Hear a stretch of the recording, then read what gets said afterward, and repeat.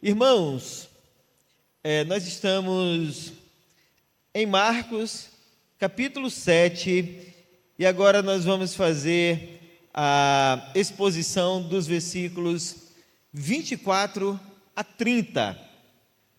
Prosseguimos a nossa jornada pelo Evangelho de Marcos, e aqui nesta unidade, Marcos 7, de 24 a 30, nos diz o seguinte: Levantando-se, partiu dali para as terras de Tiro e Sidom. Tendo entrado numa casa, queria que ninguém o soubesse. No entanto, não pôde ocultar-se, porque uma mulher cuja filhinha estava possessa de espírito imundo, tendo ouvido a respeito dele, veio e prostrou-se-lhe aos pés. Esta mulher era grega, de origem ciro-fenícia, e rogava-lhe que expelisse de sua filha o demônio. Mas Jesus lhe disse: Deixa primeiro que se fartem os filhos, porque não é bom tomar o pão dos filhos e lançá-lo aos cachorrinhos. Ela, porém, lhe respondeu: Sim, Senhor, mas os cachorrinhos debaixo da mesa comem das migalhas das crianças. Então lhe disse: Por causa desta palavra podes ir. O demônio já saiu de tua filha. Voltando ela para casa, achou a menina sobre a cama, pois o demônio a deixara. Queridos irmãos, o último embate entre Jesus contra os escribas e fariseus, que nós terminamos de falar na semana passada, marcou, vamos dizer assim, aqui no Evangelho de Marcos, aquele embate que fala da verdadeira espiritualidade, marcou o fim do ministério de Jesus na Galileia. O encontro com essa mulher ciro-fenícia marcou o começo da sua caminhada rumo a Jerusalém. Jesus está aqui passando, pela região da Fenícia, pela região da Pérea, a caminho de Jerusalém. Ou seja, Marcos está mostrando que Jesus agora está se afastando da região de Cafarnaum. E aqui nesse momento, ele está nas redondezas da cidade entre Tiro e Sidom. Tiro e Sidom eram cidades fenícias, A Fenícia, nesse momento aqui, vivia sob o domínio do Império da Síria, A cidade de Tiro ficava mais ou menos a cerca de 60 quilômetros a noroeste de Cafarnaum, e a cidade de Sidom ficava a mais 40 quilômetros adiante. As duas, já fora do território da Galileia, agora sob a influência do domínio sírio. Era nesse momento aqui, portanto, Jesus está se afastando da Galileia, saindo da área onde ele desenvolveu o seu ministério por mais de 2 anos, e está indo a caminho de Jerusalém. Só para a gente se situar, queridos, sobre a realidade, sobre esse contexto aqui dessas cidades, Tiro foi uma das cidades tomadas por Alexandre o Grande. Ele construiu ali uma fortaleza, porque a cidade de Tiro era militarmente uma cidade muito estratégica, por causa de um porto que ela tinha, que dava acesso ao mar Mediterrâneo. E era uma cidade, obrigado João, era uma cidade que, por causa dessa influência grega, tinha um paganismo muito forte. Desde os tempos antigos, que Tiro era uma cidade extremamente pagã. E um exemplo que a gente pode ver desse paganismo na cidade de Tiro é uma personagem que a gente conhece bem do Antigo Testamento, Jezabel. Jezabel era oriunda dessa cidade. E ela levou para Israel, todo o paganismo que existia ali. Os judeus desprezavam tanto a cidade de Tiro que chamavam os seus moradores de cães impuros. Mas a presença de Jesus ali não é casual, irmãos. Muitos moradores de lá já tinham ido a Galileia ouvir Jesus. Leia, por exemplo, Lucas capítulo 6, versículos 17 e 18, que você vai ver o povo de Tiro lá nas redondezas, lá na região de Cafarnaum, ouvindo a Jesus.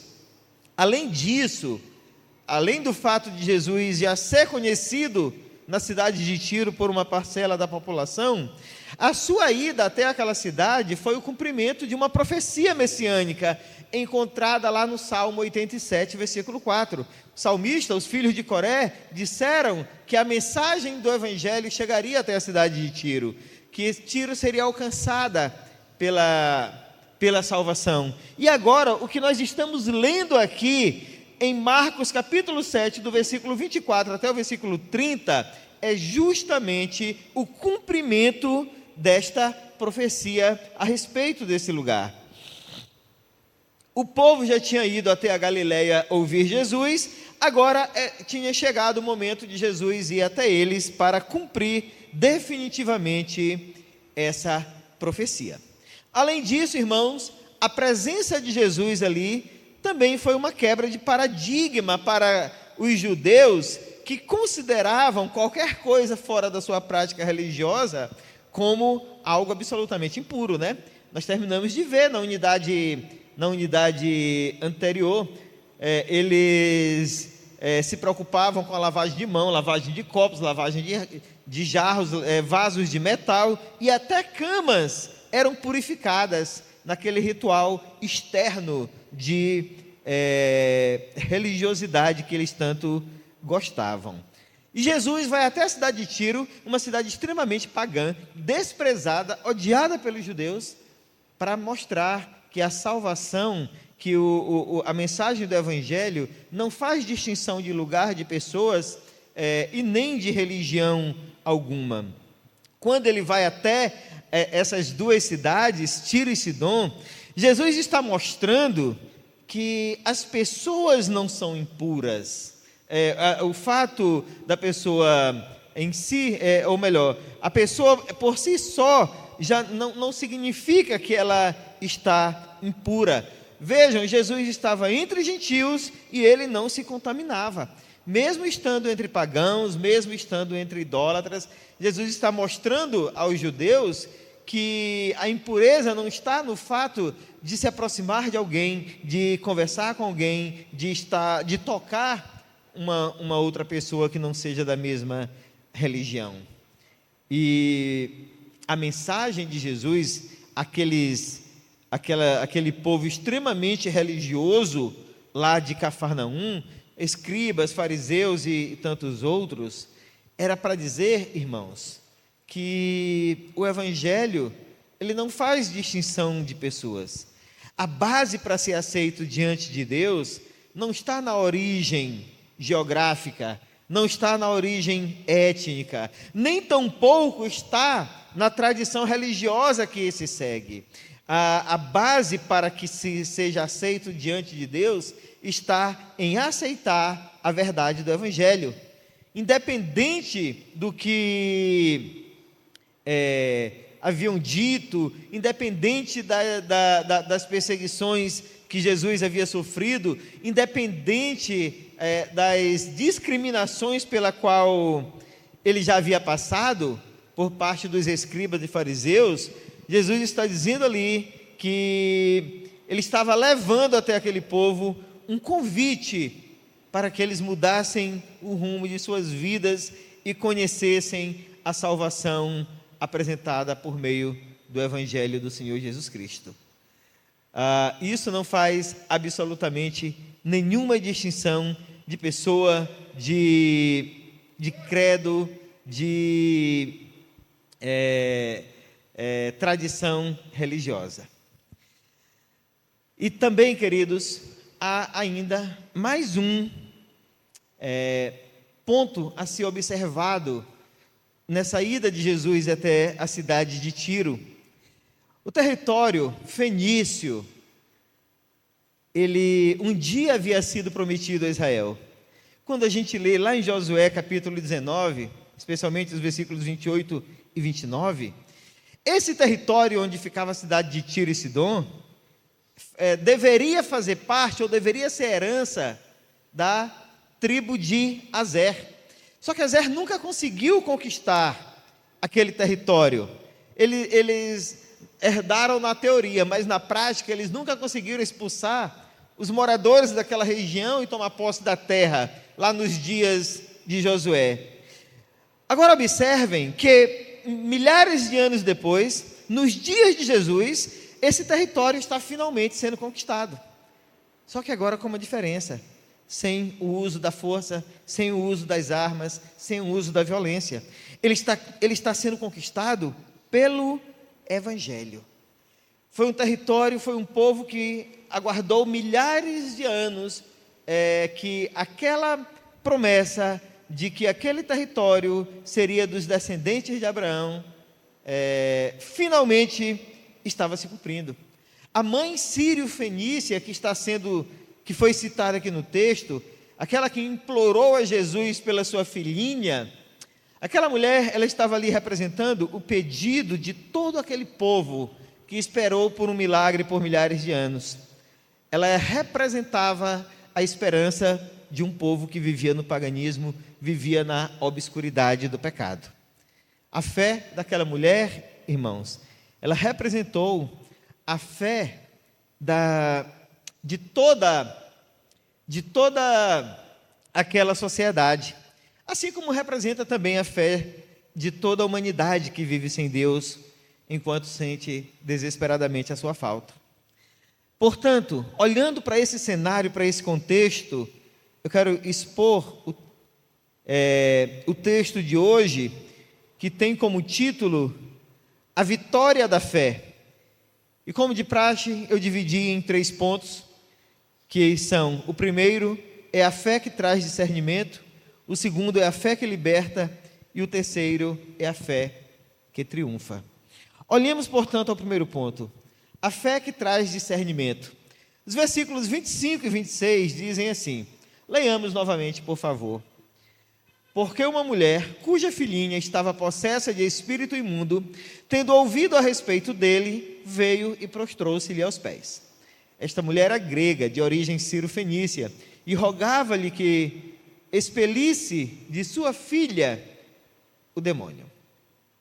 Vejam que no versículo 24, Jesus ele tenta passar despercebido, mas ele foi reconhecido por algumas pessoas que já o tinham visto realizar milagres na Galileia, de maneira que mesmo tentando passar despercebido, não demorou para que inúmeras pessoas fossem até a casa onde ele estava.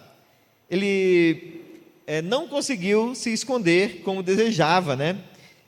E o objetivo de Jesus de não chamar a atenção, irmãos, era pelo fato de que a sua presença ali tinha como propósito ter um tempo de ensino com os seus discípulos, antes dele se apresentar publicamente.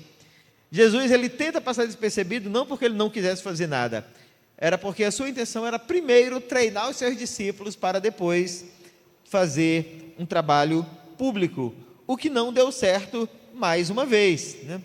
E entre aquela multidão que vai até a casa onde Jesus estava, havia essa mulher, uma mãe grega de origem sírio-fenícia. Vejam que Marcos ele deixa muito claro que essa mulher era grega, né?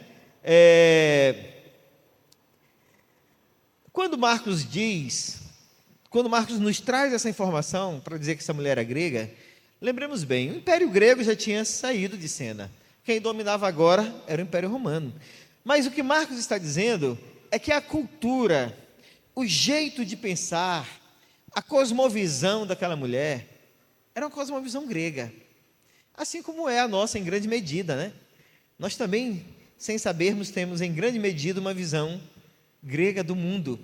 Quando Marcos diz que uma mulher de origem grega estava ali à procura de Jesus, Marcos está dizendo, olha, essa mulher, ela não pensa como Jesus, ela não vê o mundo, ela não interpreta a vida como Jesus, ela interpreta como um grego interpreta. A sua herança cultural, a sua tradição religiosa, os seus costumes, são bem diferentes. Jesus é judeu, e ela carrega, mesmo estando dentro da Fenícia, no território ali administrado pela Síria, mesmo estando sob o amplo domínio do Império Romano, mas a sua cultura, a sua herança é toda grega, e isso era isso era relevante, porque era completamente diferente da cultura de Jesus. Jesus pensava, nasceu, viveu, cresceu como um judeu. E quando Marcos diz isso, portanto, ele está querendo mostrar a grande diferença que havia entre Jesus e essa mulher, né? Além disso, né, além de ser grega, era de origem síria, um povo que historicamente tinha conflitos com os judeus. Entretanto, queridos, apesar de tudo, de toda essa diferença, de todas essas barreiras, nada disso foi empecilho para ela se aproximar de Jesus. E vejam, tão pouco foi motivo para Jesus rejeitá-la, como faria qualquer líder religioso judeu. Chama também a atenção o fato de que ela tinha, apesar da a sua cultura religiosa ser bem diferente, ela tinha discernimento do que estava acontecendo em sua casa. Ela sabia qual era o problema que a sua filha enfrentava. E mais ainda, ela sabia que Jesus poderia libertá-la daquela aflição. É muito provável, podemos dizer quase que com 100% de certeza, que ela nunca tinha visto Jesus antes. Afinal de contas, ela tinha uma filha para cuidar, que tinha muitos problemas. Mas quando ela soube de Jesus, ela viu que em Jesus estava a libertação que a sua filha tanto esperava. As suas palavras ali para Jesus, irmãos, nos revelam que ela tinha consciência de que o problema da sua filha era um problema espiritual, que ela tinha um inimigo sobrenatural dentro de casa, mas que também era um inimigo muito real, que buscava destruir a sua vida, acabar com a vida da sua filha, que buscava roubar a paz de sua casa. E de fato havia conseguido isso em grande medida, porque certamente eles viviam em grande aflição. Mas, em meio a toda essa aflição, ela soube discernir, foi capaz de perceber que em Jesus estava a solução para aquele problema tão difícil. Certamente ela já tinha buscado ajuda em outras fontes, talvez curandeiros, né? Talvez remédios, calmantes, coisas desse tipo. Certamente ela já havia depositado a sua esperança em outras pessoas, mas até aquele dia ainda não havia encontrado nenhuma solução para o seu problema. Finalmente, ao ver Jesus, ela compreendeu que ele poderia resolver o seu problema, e por isso ela se agarrou a essa esperança, sem titubear por nenhum instante. E foi por esse motivo, irmãos, que ela se jogou aos pés de Jesus na plena convicção de que ali se encontrava o libertador da sua vida, o libertador da vida da sua filha, aquele que poderia salvá-las. Ela olhou para Jesus e ela entendeu que finalmente ela encontrou alguém que tinha poder para libertar sua filha da prisão espiritual que ela se encontrava e lhe dar a vida que ela não poderia ter em nenhum outro lugar. A sua oração, queridos, o seu pedido foi uma verdadeira adoração aos pés de Jesus. E isso foi muito significativo, porque em meio a uma sociedade tão incrédula, ela não teve receio de buscar Jesus com todas as suas forças, porque ela entendeu de quem se tratava. O discernimento que veio pela fé daquela mãe salvou a vida da sua filha. A convicção de que se tratava do Salvador da humanidade a fez clamar com toda intensidade aos pés de Jesus, e por isso a sua filha foi liberta. A fé daquela mulher mudou a sorte da sua casa. A sua atitude foi um testemunho poderoso diante de todos que estavam ali presentes naquele lugar, de que de fato eles estavam vendo o Salvador. E o discernimento dela, o discernimento que veio pela fé, foi quem trouxe a libertação que eles tanto aguardavam. Portanto, queridos, a fé, a verdadeira fé, ela traz discernimento e ela traz também liberdade. E esse é o nosso segundo ponto. A fé que liberta. Olhem comigo nos versículos 27 e 28. O texto nos diz: mas Jesus lhe disse: deixa primeiro que se fartem os filhos, porque não é bom tomar o pão dos filhos e lançá-lo aos cachorrinhos. Ela, porém, lhe respondeu: sim, Senhor, mas os cachorrinhos debaixo da mesa comem das migalhas das crianças. O caminho da mulher cirofenícia, irmãos, até Jesus, não foi um caminho fácil. Parece fácil, mas não foi. A sua nacionalidade depunha contra ela. A sua origem gentílica depunha contra ela, dado que Jesus era judeu. Ela era uma mulher, provavelmente viúva, porque se ela tivesse marido, é provável que o marido tivesse ido atrás de Jesus. E ela está ali, procurando publicamente por um homem, o que era algo visto com extremo desconforto por aquela geração. É interessante, né, irmãos? O mundo tem algumas contradições. A gente vê no Antigo Testamento a poligamia sendo aceita normalmente entre o povo de Israel, né? Entre os romanos, a poligamia não era vista com bons olhos. Era muito discriminada. Mas aqui a gente tem uma mulher rompendo barreiras e indo até Jesus. Ela tem que romper a barreira, inclusive, da cultura, já que ela era herdeira da cultura grega e Jesus era judeu. A religião entre ambos era muito diferente. Mateus, inclusive, conta essa história lá no seu evangelho, informando que os discípulos aconselharam Jesus a despedir aquela mulher, porque ela já estava há algum tempo atrás dele e eles já se sentiam incomodados por isso. Olhem o tamanho das batalhas que esta mulher enfrentou. Mas ainda assim ela não desistiu. Inclusive, diante da aparente falta de interesse de Jesus pela causa dela. Mas, apesar de todos esses obstáculos, irmãos, a sua fé foi maior que qualquer rejeição, que qualquer barreira que foi apresentada entre ela e Jesus. É muito provável, né? Ela não estava numa cidade grande. É muito provável que muitos ali a conheciam. E esses que a conheciam, há tempos devem ter ignorado a sua dor. Há tempos já devem ter ignorado os tormentos da sua filha. Já não se comoviam mais com a luta dela com a sua filha. Mas ela não desistiu, porque ela era movida por uma fé que estava acima dos obstáculos que a cercavam. Nos chama a atenção aqui, irmãos, a postura de Jesus diante de toda aquela situação. Porque se nós olharmos assim de uma forma relapsa, nós somos levados a pensar que ele não teve compaixão dela também.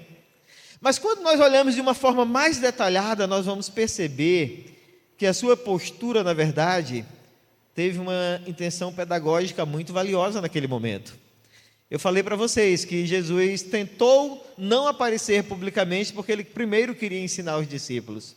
E ele aproveita esse momento para fazer isso. Vejam, por que é pedagógico?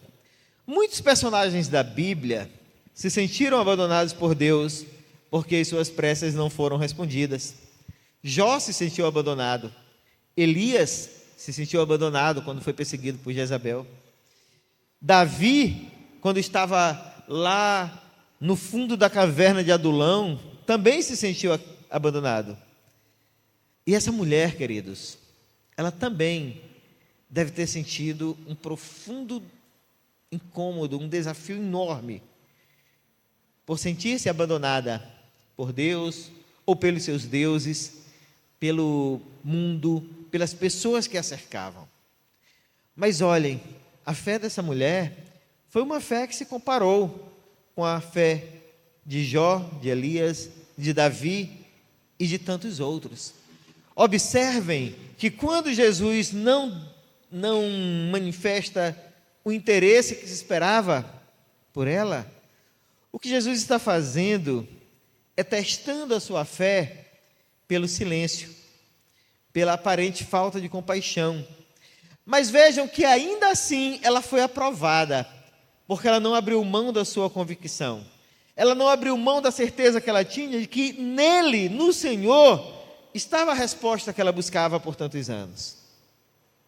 A resposta de Jesus, em um primeiro momento, não veio como ela esperava. Aparentemente foi uma rejeição ao seu pedido. Mas, ao contrário do que se poderia esperar a essa aparente rejeição, a resposta de Jesus revela a fé operosa que aquela mulher tinha.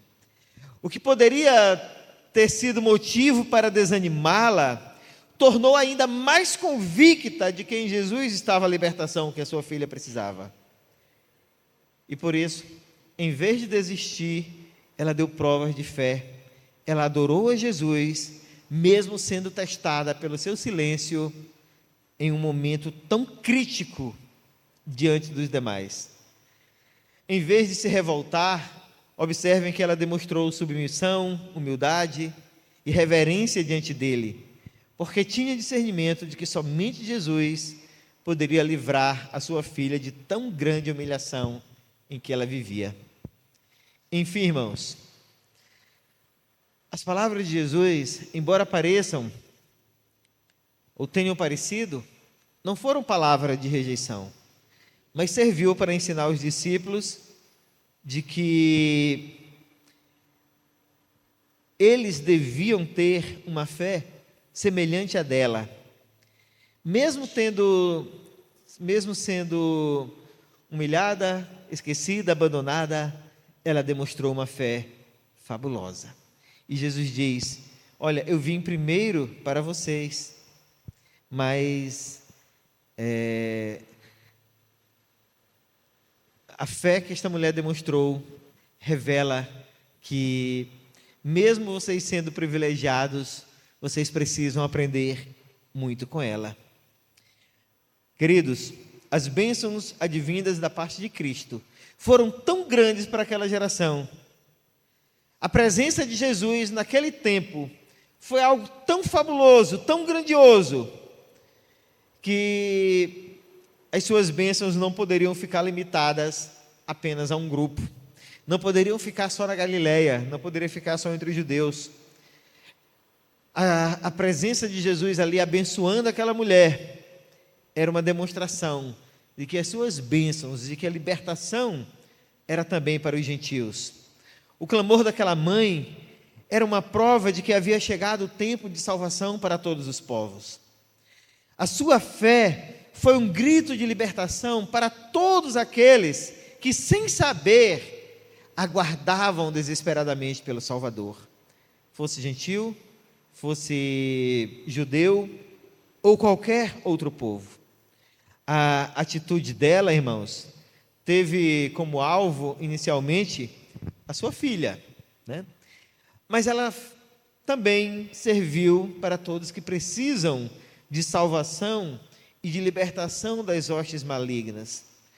Ela ensinou que, se não for por Cristo, essa salvação jamais vai acontecer. Uma mulher sírio-fenícia ensinou que em Jesus o tempo da libertação havia chegado, porque ao depositar nele toda a sua fé, ela mostrou a necessidade que a humanidade tem de Deus. Ela buscou um milagre para sua filha, mas sem saber, ela estava anunciando ao mundo que o Salvador da humanidade estava ali, e que era para todos quanto crescem nele, independente de etnia, de classe social ou de tradição religiosa. E junto, queridos, com a resposta de Jesus, com o socorro de Jesus, estava ali se cumprindo a promessa de Deus aos gentios. Por isso que a fé daquela mulher é um exemplo de fé que liberta. E também um exemplo de fé que triunfa, como diz o nosso terceiro ponto, a fé que triunfa. Olhemos os versículos 29 e 30, que dizem: Então lhe disse: Por causa desta palavra, podes ir. O demônio já saiu de tua filha. Voltando ela para casa, achou a menina sobre a cama, pois o demônio a deixara. Realmente, irmãos, a fé daquela mulher chamou a atenção de Jesus. Por isso, ele não somente atendeu o seu pedido, como também enalteceu a sua fé. A filha foi liberta da possessão demoníaca e a mãe foi reconhecida como uma mulher de fé exemplar. A atitude dela superou a dúvida, o desencorajamento, o desestímulo diante das circunstâncias e mostrou que de fato vale a pena confiar em Cristo. A sua fé foi uma forma de honrar a presença de Jesus em uma sociedade, em um mundo tão incrédulo. E Jesus deixou isso muito claro ao reconhecer que, mesmo sendo uma mulher que vivia em uma sociedade incrédula, ela estava dando um exemplo fabuloso. É curioso, irmãos, nós percebermos que as duas vezes que Jesus elogiou a fé de alguém, foi de gentios. Jesus nunca elogiou a fé dos judeus. Ele elogiou esta mulher Ciro-fenícia e elogiou também o centurião romano que clamou pelo seu servo e que de igual modo Jesus o curou à distância, conforme nos ensina lá Mateus capítulo 8, Lucas capítulo 7. A fé daquela mulher, irmãos, é interessante. Ligou a sua própria incapacidade de fazer alguma coisa com o poder de Jesus em curar a sua filha, mesmo sem ele estar perto. Assim como aconteceu com o servo do centurião, que foi curado à distância, a filha dela também foi curada, foi liberta, sem necessidade de rituais, declarações positivas. Até mesmo a presença de Jesus diante daquela criança foi dispensada. Apenas pelo poder da sua vontade, ela foi curada. Portanto, podemos dizer, aquela fé que aquela mulher demonstrou, triunfou diante de todas as impossibilidades. A sua humildade foi uma tremenda demonstração de confiança em Jesus. Ela sabia que ele poderia fazer por sua filha o que ninguém mais era capaz de fazer. Ela creu no que viu e ela creu no que não viu e foi recompensada pelo que viu quando chegou em sua casa. Ela perseverou e foi premiada. Quando ela chega em casa, o seu maior desejo, a maior expectativa do seu coração estava satisfeita. Ela chega em casa e encontra a sua filha liberta. É interessante nós observarmos, irmãos, que o teste de fé não envolveu diretamente a filha que foi alvo do milagre. Quem se submeteu a esse teste foi a mãe. E isso mostra que Cristo socorre, inclusive aqueles que não são capazes de interceder por si, e que Ele ouve aqueles que choram pelos seus diante dEle. Aquela criança não tinha capacidade, não tinha como pedir alguma coisa por si própria. Ela vivia possessa, mas Cristo ainda assim a socorreu mediante os clamores de uma mãe. E aquele diálogo, que havia iniciado aparentemente de forma ríspida e até um tanto discriminatória, mostrou que na verdade Jesus estava despertando naquela mulher uma fé que triunfaria diante de qualquer obstáculo que se colocasse entre ela e Deus. A disposição do seu coração foi alimentada de tal maneira que a sua vida se voltou completamente para Jesus. Certamente, irmãos, que mesmo antes de chegar em casa, o seu coração já estava convencido de que a sua filha estava liberta. Ao vê-la, ela somente comprovou aquilo que ela ouviu da parte de Jesus. Ao chegar em casa, ela somente pôde constatar que as palavras de Jesus eram palavras verdadeiras e que ela estava certa ao sair dali crendo, sair da presença de Jesus crendo, mesmo sem ver a sua filha imediatamente. A fé daquela mulher, queridos irmãos, foi uma fé que triunfou e foi uma prova de que ela de fato estava certa quando olhou para Jesus e viu nele o Salvador, aquele que haveria de transformar a sua vida. Quando viu nele a única esperança de libertação da sua filha. E de fato, ela estava correta. Queridos, diante disto, eu quero fazer aqui algumas breves aplicações para a nossa vida hoje. O que é que esse texto pode nos ensinar a respeito da fé? Primeiro, que a fé, irmãos, não é um tiro no escuro. A fé não é um desejo pessoal, mas é um discernimento da vontade de Deus para a nossa vida. A fé, para nós, ela está sempre acompanhada do entendimento correto das Escrituras. Está sempre acompanhada da clareza que nós temos de quem é Jesus. A fé não é uma vontade pessoal de que as coisas vão dar certo. Muita gente se decepciona com Deus porque não tem uma compreensão correta da fé. Acham que a fé é simplesmente Deus realizar os seus desejos. A fé é tirar um filho, um pai, uma mãe, um irmão ou um cônjuge de um leito de hospital. A fé, para alguns, é acreditar que se eu fizer determinados sacrifícios, eu vou obter determinados resultados. Isso definitivamente não é fé, irmãos. A fé é aquilo que diria Santo Agostinho. Significa assinar uma folha em branco e deixar que Deus preencha o seu conteúdo. Isso é fé. É entregar a vida nas mãos de Deus para que Ele faça aquilo que lhe apraz, mesmo que isso contrarie a nossa vontade. Mesmo que um irmão, que alguém a quem tanto amamos, não saia de uma enfermidade, mesmo que não conquistemos o que tanto desejamos, mas é acreditar que tudo o que Deus faz é o melhor para nós. Isto é fé. A segunda aplicação, irmãos, é que a fé, ela é libertadora. Ela não nos aprisiona a somente uma possibilidade. A fé, ela não nos frustra com respostas inadequadas, mas a fé, ela nos conduz para uma compreensão da vontade de Deus. Para o que crê, a fé significa entender que a vontade de Deus é sempre boa, perfeita e soberana sobre nossas vidas.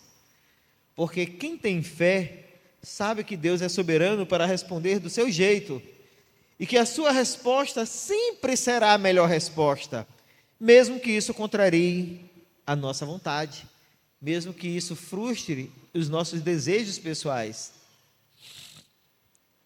O diferente disso, irmãos, é acreditar, é ter, um desejo, aquilo que busca apenas a nossa satisfação pessoal, é o nosso desejo, não é a nossa fé.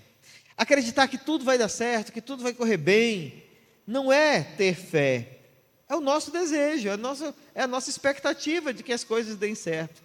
Mas ter fé, irmãos, não é nos aprisionar apenas a uma possibilidade, mas é entregar tudo nas mãos de Deus. E a terceira e última aplicação, irmãos, é que a fé, ela sempre vai triunfar sobre a incredulidade.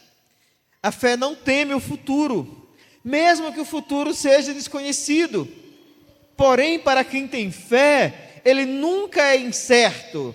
Para quem crê em Deus, o futuro nunca está aberto, jogado à sorte.